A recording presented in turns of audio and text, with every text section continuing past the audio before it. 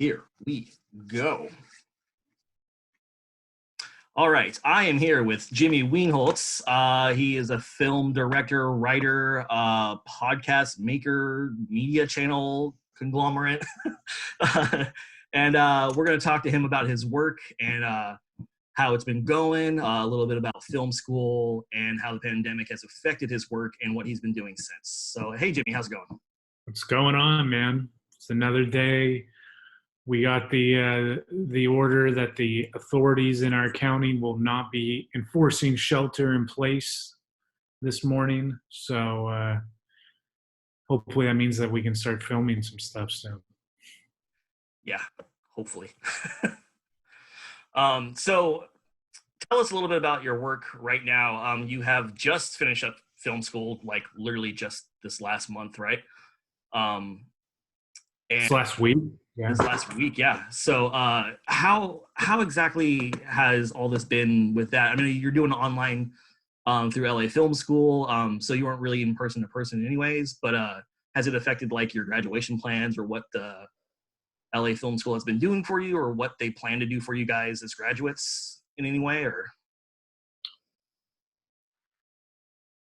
I mean, as far as the education when the lockdown happened, not really, because like you said, it was all online anyway. So we're pretty used to the format that they were kind of putting forward with their physical campus, being an online student. So that didn't really slow me down or my group down that I was, had kind of done the classes with, luckily. As far as what they're doing, obviously there's no graduation ceremony right now. My walk ceremony date, it's weird the way that they do it. They kind of break it up quarterly for the online students. So my walk date is scheduled for July. So that I don't know if that's going to happen or if they'll postpone it. The other part, the alumni thing, I actually have our first alumni career portfolio, whatever they're going to do for us as alumni moving forward, meeting with that group of advisors on Friday. So it seems like they are doing business as usual as much as they are able to. It's kind of as much as everybody is able to right now. Has it affected any of your plans for when you graduated? Because I know you had things lined up for Facebook and then some production company out in San Francisco. Has there been any contact about those connections, or has it still been kind of up in the air? Well, I mean, the Bay Area is about an hour and a half west of where I am, and it's gotten hit a whole lot harder than what we have gotten. So, knock on wood, those production companies are still around when all this stuff gets lifted, for lack of a better term. Everybody's kind of struggling, man. So is anybody really hiring right now? If you know somebody, let me know. If you're watching, let me know. I mean, we're lucky enough, yourself kind of included in that. My wife and I, were our day jobs are still paying us, so we're not in the brick of it, or we're not struggling or going to bed super stressed out about how we're going to survive the next day. Knock on wood again. But how's it affected my career plans? Like right out of college, yeah, I thought right now I'd be putting resumes together, and it was kind of the last thing they had us do anyway, was put a portfolio together. But yeah, there's no interview process right now. The film as a whole is pretty much at a standstill. But it does seem like it's starting to pick up, so we'll see what happens. So your work beforehand, you were making short films, and you have continuously kind of kept doing that along the way. You kind of started your career in film with your portfolio debut with Door to Door. where we messed around a bit. And then we also did some stuff with Killers, which is an online web series. And then since then, you have been posting things, kind of things you've been doing on your own through film school. And then you've also been for the last, is it 5 years now? It's 4 or 5 years with Sinister Creature Con, also interviewing people, and then also with your podcast. So you've been keeping pretty busy, and it seems like this hasn't really slowed you down at all. You've kept on doing the things you've normally been doing.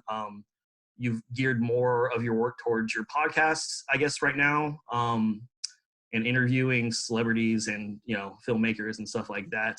You also just finished your first Sinister CyberCon, which you have been doing with Sinister Creature Con in lieu of their convention for this month. How postponement. How did that all end up?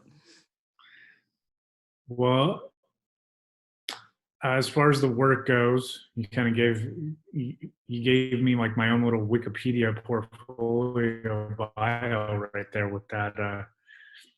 If you're watching this on Cain's project on Andrew's website that he's putting together, he's pretty much been with me throughout most of the film projects that I've done. So names like Door to Door or Killers, which I was instructed to put the top 5 projects into my portfolio to answer your question, Cain. That's why Killers is not on our website.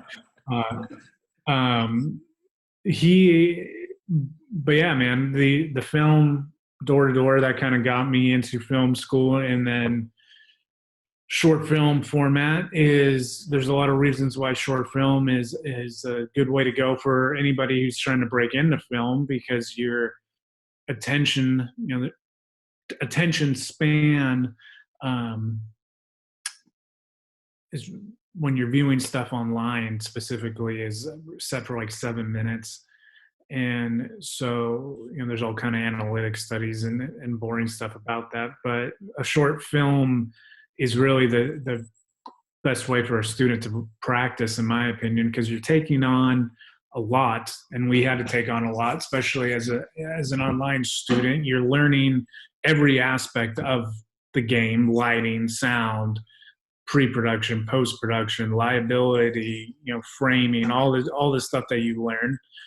And to learn it as you're putting together a 3 to 7 minute video is really, you know, looking back on it, was ideal, just because there's a whole lot less for you to stress out about making in the script and the characters and everything. It lets you focus a whole lot more on the actual film making than anything else. I would remake Door to Door, which Door to Door really was 7 short films tied together, anthology that we did. I actually watched it not too long ago when I was getting ready to graduate, and I was like, making this movie now, if I had the money to do it, I would definitely retry it, because I know it would be a whole lot better. But it was still a good time. That movie is what made me want to do art, create film. The podcasting thing, like you said, it hasn't really slowed down at all. We have our main ship show, the Horrific Podcast, where we have guests come on and talk Tonight Show style, sit on the virtual couch, tell me what you're up to. Then we have rotational shows throughout the year. Right now, the season 5 of one that we call Campfire Chronicles is in the mid of it, where we watch films old and new and discuss whether or not they'd be haunted houses, like a theme park attraction type event. We're trying, some friends, Ashley and John and I, we started one last year. We're picking it up again to do more of a historical history on haunted houses, themed haunted houses, attractions that we've all gone to over the years. Because the West Coast doesn't get a whole lot of love in the podcast community when it comes to Halloween attractions. So yeah, that, the lockdown can't really stop Zoom. So our, StreamYard or whatever, the convention side of things is really what has been taking up a lot of my time as of late. We had to postpone pretty much until October. That hopefully we get to have a live convention in October. But the producer Brian Jones and I had said I think we could pull enough strings to make a virtual convention happen, and we put it together as close to the real deal that we could on about a 2-week time span to get everything together. And Brian made promotional posters, and all the celebrities right now I think are probably pretty bored too, so they were all on board to just do panels with Q&A. And Andrew was in the production room, and we had team throughout the valley that was helping us out, and it was a pretty cool event. Do you think, like, because you've been an online student, and you've been doing podcasting for the last 3 or 4 years, 5 years, that this pandemic has, like, maybe not disadvantaged you, and maybe kind of your skills that you've picked up on how to put things together, schedule, to learn, and also how to make arts and film, like, do you think it's kind of have you sitting a little bit prettier than most people because you have that experience, or do you think it has hindered you because of everyone else moving to these type of platforms? I think the online thing has definitely made me better in the sense that I can do everything.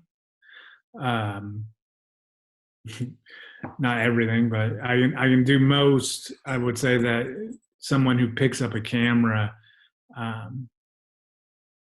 may not be able to do without the benefit of film school, or at least a lot of hours of self teach by themselves.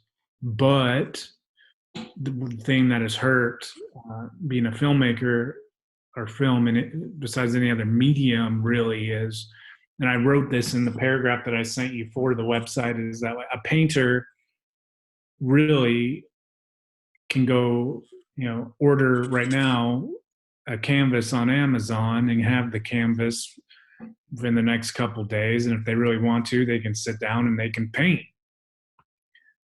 Film, which I have been playing with this idea of a film that is just me on green screen. And it's kind of a cool black and white color thing where I wake myself up out of shelter in place type of a thing. And I'm like, that could work.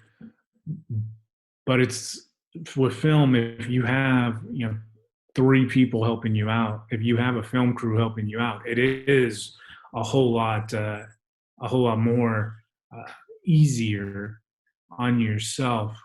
The importance of having some kind of a film crew to make a decent film far outweighs having 3 people in the room to paint a landscape, or make something ceramic or anything else. Like, so the disadvantage of shelter in place has definitely taken a hit on. You see it in Hollywood and everything. All these things are delayed for a reason. Yeah. Where you just can't do it to an excellent level, a exceptional level, without at least, in my opinion, coming out of film school, to do something like Avengers, you need hundreds, but to do something that's at least entertaining, Ghost Executioners has gotten a lot. That was my thesis film, my final film. I got a lot of praise, and there wasn't a day of shooting that I didn't have a crew of at least 6. So that's a light crew. That's all of us doing like 2-3 jobs apiece. So with that, you said you have started working on a project with you by yourself. Has it kind of altered what you see as film? Like, do you think that like you do need, you're saying you need this big group of people, but do you think you can have a successful project you by yourself, directing, writing, filming something that would be worth putting out there? Is it like maybe more experimental for you right now, or like something that you think that could be successful and maybe something that people, not just yourself but other filmmakers, might be doing more of even after this all calms down and settles out? They're definitely doing more of it. Just by people that I talk to and I network with, indie people that I've met. There are people making film right now. I need to, now that the Sinister CyberCon is done, I gotta get on it and do it. You can definitely make film by yourself if you have a cool enough idea to do it. It's just the workload of putting it out. It's 5, 10, 15 times harder depending on how intricate you want to go with it. But there's all kinds of experimental film out there that can be done, will be done. I mean, Andy Warhol is the first artist that comes to mind with experimental film. All his stuff is so out there, and his mosaic pieces where it'd be just a mouth that transforms into something else, and the mouth is now next to something else. Like he shot most of that in his studio by himself. So there is no way that I'll sit here and say that just because an artist is by themselves, they won't be successful in the film world. It's just a completely different way of thinking. Like this thing that I'm talking to you about, the whole me filming against the green screen, talking to myself type of thing.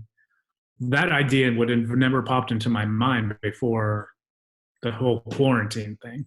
Yeah. So it's just a way of reevaluating, retooling, and re-executing.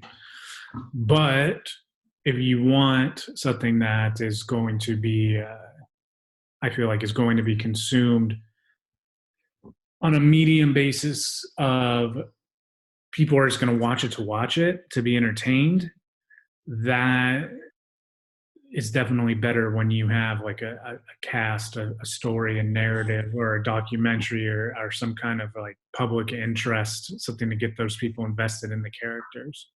Where the solo art piece, I think, is more, this is someone who thinks artistically is going to enjoy it more.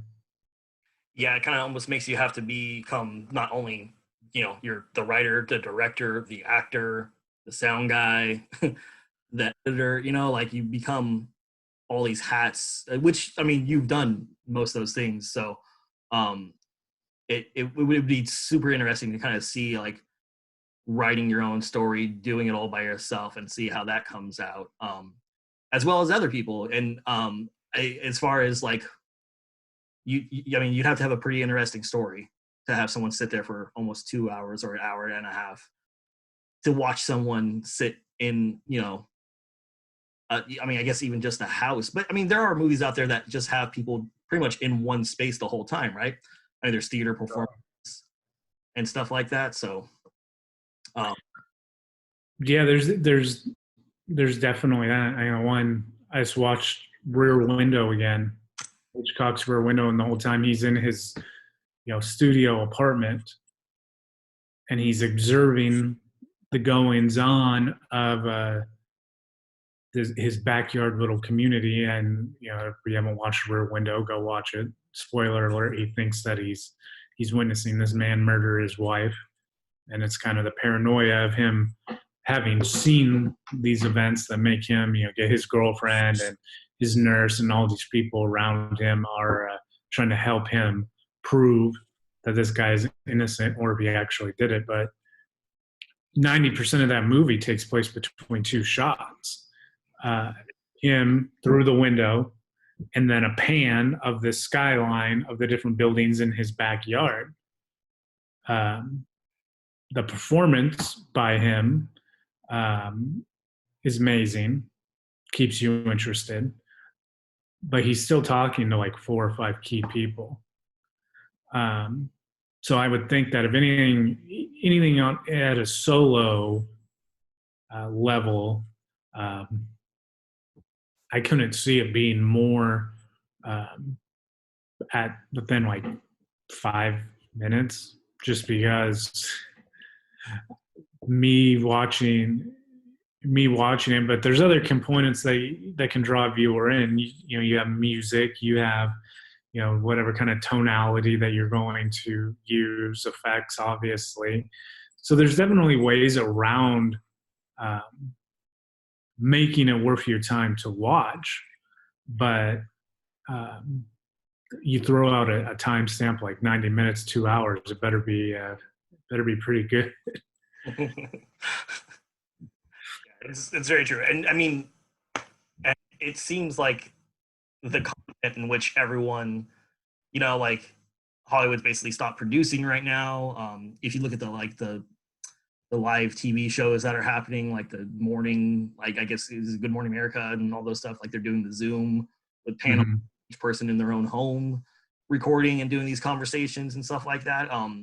Has that type of situation like come into any of your thoughts when it comes to filmmaking, like doing like panels or Zoom sessions with people like recording themselves different areas? And that stuff is really interesting. I haven't watched it yet, but I heard they did like a Zoom Saturday Night Live.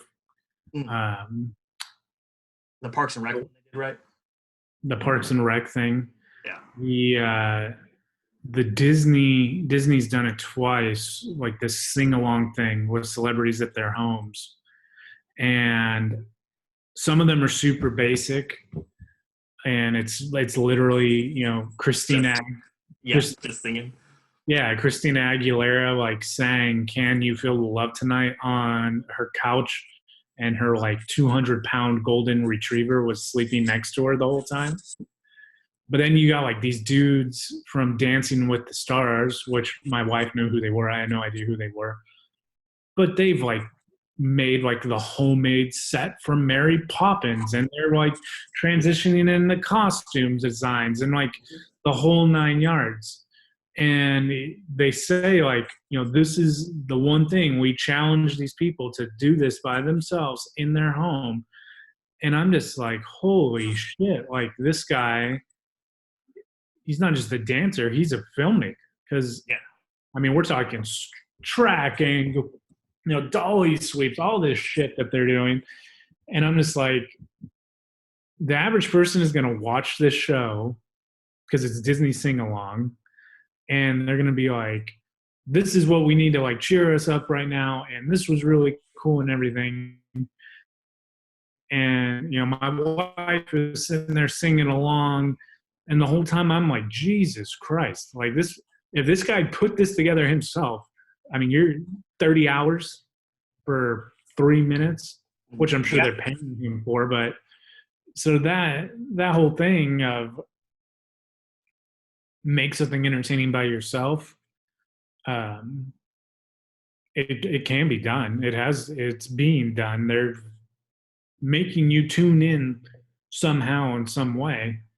The other thing I think that we're seeing a benefit from, that's definitely hit the movie side more than like the TV side, is that a lot of stuff that was filmed prior to it getting bad is coming out now. Yeah. Like on Netflix and Hulu, and whether it be a movie that they're choosing to release for rental. So it seems like there is a lot of post-production that is still taking place on stuff that was already shot, which is nice. So you're not really, we're not sitting there bored looking for something to watch on television. Waiting for everything to come out, right? Right. Yeah. And you already got like stuff like, what's the Haunting on Hill House show? Like that's not going to be delayed. And Mandalorian season 2 is not going to be delayed. And now you're starting to see movie theaters come back. So, I mean, looks like it's on the tail end, and things will start to pick up again. I mean, I know the movie you've been waiting for 5 years now for, New Mutants, just got a release date this morning. So, I mean, that it's just kind of a curious. It's almost like, with any kind of entertainment industry, talking to people that I've been fortunate enough to talk to, it very much is a chess match. As okay, Universal is going to do this, and if we're on Team Disney and we're watching them make their move, how do we approach it? Do we have we have a streaming service at our disposal now, so so it's all just different managerial business side of it too that has come into play majorly for trying to get a job out of film school right now as well. Yeah. And as far as you mentioned Universal, and how I think I had read somewhere that Universal and AMC were having a falling out, and how AMC is not going to play Universal video movies anymore because they had boasted how well their. I'm not sure. I'm 110% about this rumor. I mean, so their release did without going to theaters by doing an online platform. And do you see, as a filmmaker yourself, do you think this is a good move, that moving to that digital platform and selling it straight to an online TV setting versus opening in movie theaters costs so much more, and to where production companies might actually move just purely back to the online thing, because Netflix kind of went the reverse. They started online and started moving movies into theaters. Amazon did the same thing. They started moving a lot of their big productions into theaters. And now with this all happening, other studios are moving it purely back onto line. And so you kind of have this weird, tick for tack. And then do you think it's going to affect movies coming out of this? I know I still want to go see movies in person, but I also know if I have a family of 5 or 6, buying a $20 movie and buying, snacks and online and just sitting at home and watching it is only less expensive, but might be just as enjoyable, if not more. So where do you see that heading in the future? That is a very interesting question, because and to catch up, what happened is we go on lockdown the weekend that I want to say 10 days before Trolls World Tour Invisible Man was already out, but it had only been out for a week. And there was one other semi big one for the spring season. And we go on lockdown, movie theaters close. Those companies all say, look, you can rent them online. Trolls World Tour is the one that everyone's pointing to, because Trolls hadn't come out before the lockdown, and the release date that it was going to have was the release date that they released it online. I don't know what the numbers are. I know it did a significant amount of money. So much so that Universal said, moving forward, they are going to release on streaming platform and theater release because of the situation, thinking not that many people are going to want to go to a movie theater. Yeah. Not that bad of a call, except the movie theater makes its money by selling you the soda and the popcorn and the treats. They get it's the reason why services like Movie Pass, and there was another one like Cinemia or something like that went out of business. It's just not sustainable to be able to make money on tickets alone. Yeah. With that formula that you kind of talked about, what they're paying to have the movie brought in. So yeah, AMC got mad at that and said, because I want to say technically there's like a 90-day window. So the movie shows up within 90 days. That's why you're always waiting for, when's it going to come out on Blu-ray? That used to be the conversation. Hmm. Now it's when is it going to be available for me to download or stream or whatever. Yeah. Um, I can only imagine in 20 years it's going to be when is it going to be available for me to inject it directly into my brain so I think I'm in the movie. Um, but So yeah, the theaters are supposed to have a 90-day window to play the movie, and that's the only spot you're supposed to go um, to be able to see it. And so when Universal said that, AMC was like, "Well, we're not going to pay to bring your movies in. They'd rather have Mulan or Halloween this fall on more screens than they would pay to have Jurassic World." Or I can't remember what the hell the other one was, but there's another one, this Wonder Woman, um, on their screen. And so I personally think you should go watch a movie in the theater as much as possible, because that is where those movies are intended to be experienced at. That would be like a virtual, like right now there's like a free virtual tour of the Louvre that you can do. I can sit on my couch and go to the Louvre. Yeah.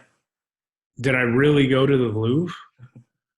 Like, did I see Mona Lisa in person? No, Yeah. really. Now it's a little bit different in the sense that it's a screen and a screen, sure, but there is something to be said that when you're sitting down and you're making a movie, in this instance, a multi-$100 million budget film, that they are making that movie for you to watch on a 60-foot screen with surround sound and everything else. There's nothing wrong with you doing that, and then on the side, which is why a studio like Fox has Fox Searchlight, where instead of $300 million budget, you have a maybe a 100 million, or maybe like a 750,000, maybe a 300,000. They go out and they buy those pictures and they distribute them. Mm-hmm. A lot of times, those are the ones that you'll see um, sprinkled in on Amazon Prime or Hulu or Netflix, even, that are just kind of showing up in between the major ones. So like, when Avengers Endgame hit Netflix before Disney Plus came out, it was like, because you watched Avengers Endgame, and Netflix still does this, Yeah. you may also like these 10 other movies that we also have distribution for right now. They're all from smaller budgeted production companies. And those films don't have the money to go be seen on the screen. While they would be preferred to be seen on the screen, I would rather watch them on my TV screen than my computer screen. Yeah. Because again, that's how they're being intended to be consumed. It's like I'd rather watch it on my computer than on my phone. Yes. So it's like you got to like pick and choose. Is there a problem with people making films that are, they know that they go straight to a streaming service, or they're going to try to get a distribution deal right off the get, and there's no theatrical run? There's no problem with that. It's been going on for a while. Yeah. But I do think that there are films that you, as a viewer, a movie fan, are definitely going to enjoy more in that setting. The other thing that you brought up, which is a great point, is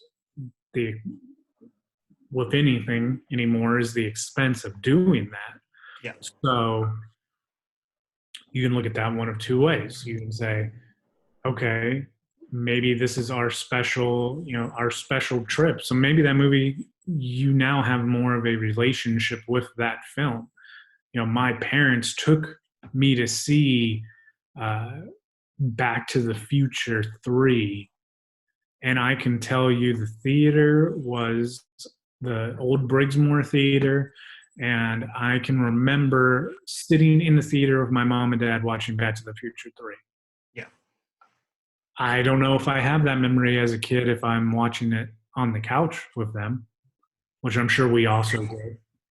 I mean, I can say as a kid who used to watch horror movies with his dad because he would bring him home on VHS when my mom wasn't home. I remember watching horror movies on the couch with my dad. that is a memory that, I talk about on the podcast all the Yeah, time. yeah, That is the other thing. That kind of goes back to was this filmed for this scenario? That's the thing about horror films is horror films are shot with the attention, I think, that anybody's going to watch them anyway.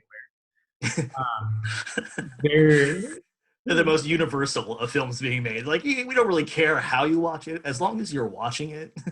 Yeah, and the sense that it's a horror film, I think, kind of lends itself to that. I mean, you get like these big,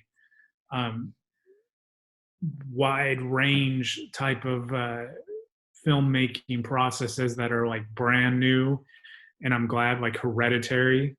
Like I'm glad I saw that in a movie theater for the first time. Yeah, no, actually, I can agree with you with that. Yeah. But horror, I would say horror and comedy lend themselves more so than like an action or an adventure, to you can sit pretty much wherever and kind of get tuned into what's going on. There's also a whole lot more horror and comedy constantly being made by lesser. Yeah, so I mean that's also a very good point too. I mean, so you as an independent filmmaker encourage people to go see people like you encourage to go see films on the big screen. Mm-hmm. As an independent filmmaker, you're not actually making films to be seen on that screen. You are actually more likely to produce a movie that will be set on Amazon or on these virtual platforms. So I just find it kind of interesting that you encourage people to go see the big movies when that's probably not the crowd in which you are making movies for, at least right now. I mean, I guess the goal would be to make, big films and be on that big screen. But yeah, I just think it's kind of interesting also as an independent filmmaker. Do you think, especially right now, that like because content has kind of stopped being made on like a more big production level, that there's probably more access to independent filmmakers and smaller budgets who are making film right now to put more content on streaming services, or may have more of an opportunity to, because the bigger production agencies and filmmakers are kind of on a halt? Sure, I would say so. The opportunities there. It's just a matter of wherever you're at and the level of restriction that you are at. Florida obviously does not give a fuck. No, yeah, I mean Florida's pretty leader of the package as far as lifting any kind of restrictions. But I still don't know if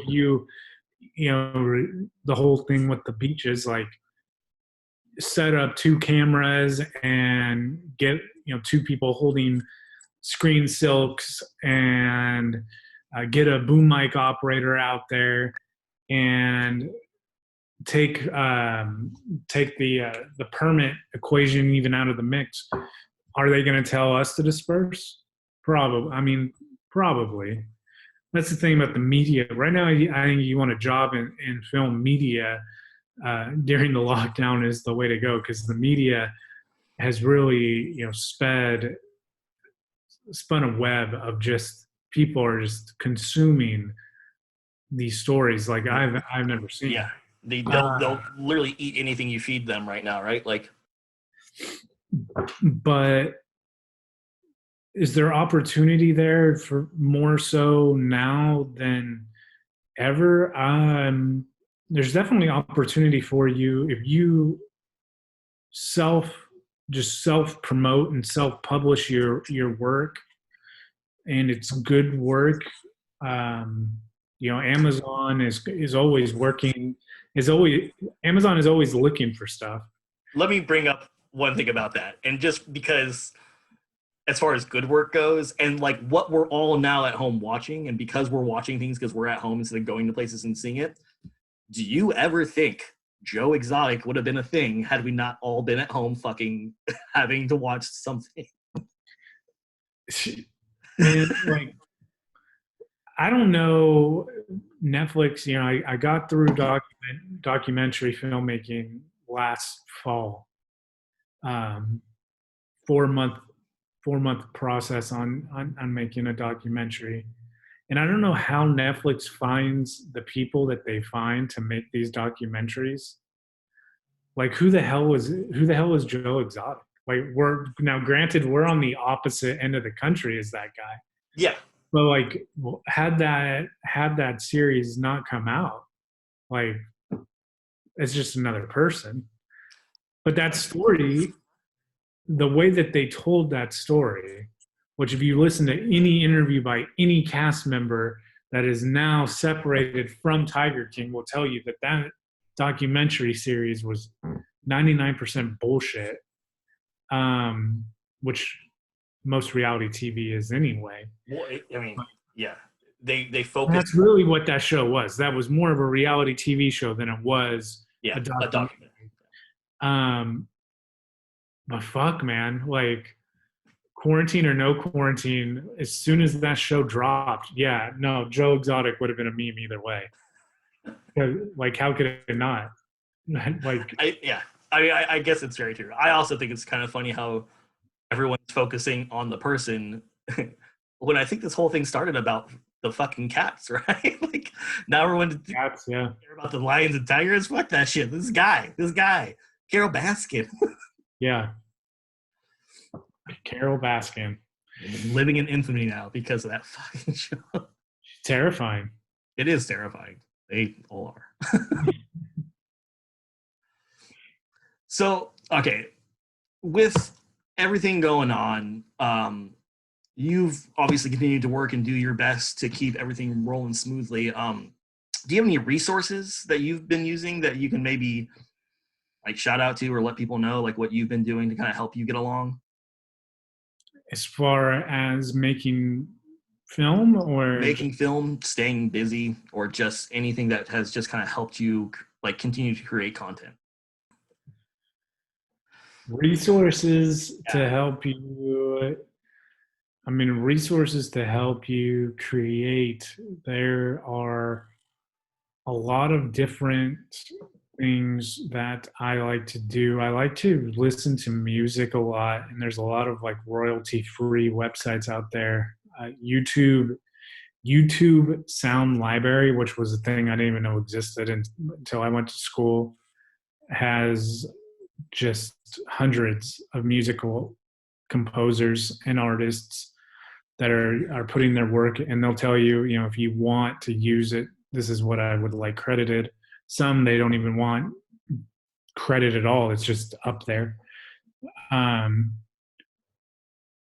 So I don't know. As far as my creation process, I kind of like start my mind going, and I think of an idea and write down a couple paragraphs of the arc. Film students would call it a treatment, and then I go from there. I find that if you are a creative person, to find resources to help you out, like, my resources are my camera, my editing software, a new microphone, stuff like that. I think that no matter what the medium may be, your resources are tools that you have used, but if you have a artist brain, ideas are going to come to you regardless of your situation. Some of the ideas are, if you're going to sort them into little interior mental piles, there's ideas that, how I have done it is, that's a cool idea. There's absolutely no way I'm ever going to be able to do that right now. So put that towards the back of the mental filing drawer. There's an idea. This is pretty cool. I think I can make this happen. I know I could make this happen if I had, $500. Okay, let's put this in the, maybe we'll shoot to start this in the next 9 months pile. Like the idea I talked about earlier, the whole quarantine awakening, self on self green screen thing. kind of like that idea. That'll take me a few days to do, but it's not going to cost me any money. Yeah. So that comes to the front of the pile. But I have ideas, and I don't know if it's like this with you doing your printmaking, but I have ideas that come into my mind like constantly. Yeah, I find it best to work on like at least like 3-4 projects at one time. So in case something doesn't turn out perfect, then you have 2-3 other things to work on. So, that's just the way it always kind of works. But as far as passing the time and how to not go insane during quarantine, I would say your best resources are go for a walk, exercise. If walking is your exercise, then so be it. But if you can do something a little bit more extraneous than that to really kind of get those endorphins going, that helps a lot. Read, read for an hour. Read an hour a day. Just take a break from looking at a screen, and you find something that interests you in reading about. And the other thing I would say is try to learn something. With school, I was fortunate with the bulk of the lockdown. In March, April, I was busy enough with enough stuff that I had to get done anyway. Now I'm definitely starting to like feel it. Like I'm like, fuck, like yeah.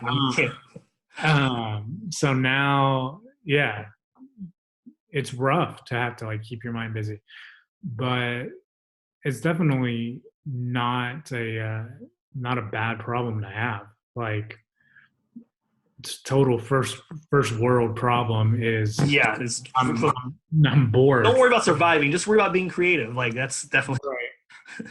So, but I guess my point with all that, and then of course there's a ridiculous amount of hours of content that you can sit on the couch and watch if you want to as well. But I think that the healthy medium for all of those in moderation kind of like keeps your brain the healthiest and helps the ideas kind of flow in easier than if you just sat there and binge watched Tiger King, which I did.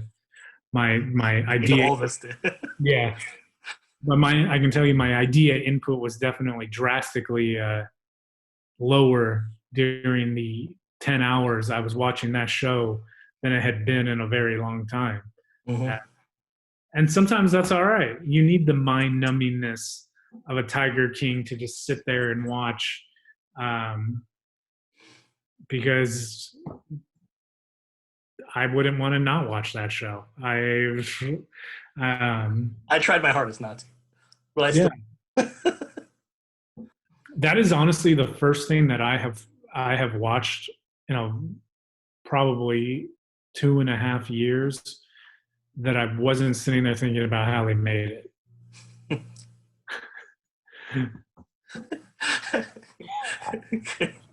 It's just shitty footage thrown together from. Yeah, like this is like there are YouTube vloggers that I've put more thought into how Can you imagine? Can you imagine being quarantined with the fucking Tiger King? Yeah, and then the other thing, that show, like, how do you find those? Why is every exotic animal trainer weird? You had Carol Baskin that was feeding her husband to the tigers. Joe Exotic is setting up base camp for newly released felons and drug addicts. And then you got the tubby guy who's like sister wives. I'm like, what? Is it an animal thing? Is it a people or shitty thing? Like, what? Because they go back and they kind of mention how they all started because of a good reason. And I feel like over time, dealing with people turns you into a shitty person or dealing with shitty people and like having to do that. Maybe, I don't know. And then you got the other dude who's like getting in trouble for bringing the baby tigers in a suitcase to Vegas so he can do have his coke parties in the penthouse suite. That guy's fucking killed people. I guarantee you that. Oh, that guy is a scumbag. Yeah. So I mean, Joe I Exotic don't just know. want to be loved. Joe just wanted love. That is, and to probably kill Carol Baskins. I mean, that is a definite want on his list. I can pretty much guarantee. Oh God. But I don't know, man. I mean, I think the key thing is everyone needs to just keep smiling, keep making content. That's the other thing is keep making contact and content. Those are the two C's of any artist. I think is networking with people and not stopping are two huge components to being successful. Because if you stop and you get rusty, it may be like riding a bicycle, but when you're competing for a career or a scholarship or what have you, you stop, you get rusty. 6 months, a year down the line, you're like, hey, I want to try it again. You have all those other people who didn't stop, and then you have all these other new people who have come on board since you've stopped that you're now competing with. So, yeah, just don't stop. Never give up. It's my John Cena advice for the day. I was like, that sounds very WWE of you. All right, man. Thanks, Jimmy, so much for talking to me, man. Thanks so much for participating in this project and just for, for doing what you do. And yeah, it's been so much fun working with you over the years. And also just, this has been a great conversation as well. For sure, buddy. This was fun. This is a cool idea. I look forward to seeing your website. Awesome, man. Thank you. Yep. Talk to you later. You can find Jimmy online at the Horrific Network. He has a YouTube channel, a Facebook, a Twitter, an Instagram. Is there anything else I'm missing? No, yeah. Horrific. Just search Horrific Network on any of those with an HO, not a WH. And it's not that type of horror. And yeah, we're on there. We're doing stuff. Every once in a while, at the very least, we get some kind of a insider interview from a film set or something that we'll post on there. But yeah, we're constantly trying to put out stuff to entertain. So check us out. Awesome, man. Thanks again.